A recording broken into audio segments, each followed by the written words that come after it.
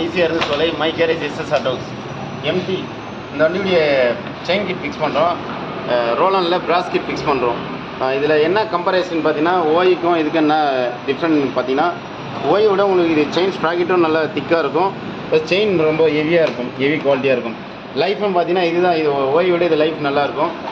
நம்ம இது அதிகமாக ரெஃபர் பண்ணுறோம். ஓய் ஸ்டாக் இருக்குது, ஆனால் இதுதான் அதிகமாக ரெஃபர் பண்ணுறோம். ப்ரைஸும் பார்த்தீங்கன்னா பெரிய டிஃப்ரென்ஸ் இல்லை.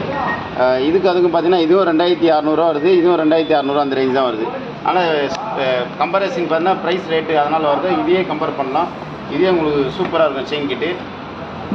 நம்மகிட்ட பார்த்தீங்கன்னா ஆல் பைக்ஸ் நமக்கு ஸ்டாக் அவைலபிள் இருக்குது. Apache 200 4V, Duke 250, Duke 400, Duke 200, Dominar 400, Dominar 200, Jawa Perak, Honda ஐனஸ் அந்த வண்டி வரைக்கும் நம்மகிட்ட செயின் ஸ்ப்ராக்கெட் எப்பவுமே ஸ்டாக் அவைலபிள் இருக்கும்.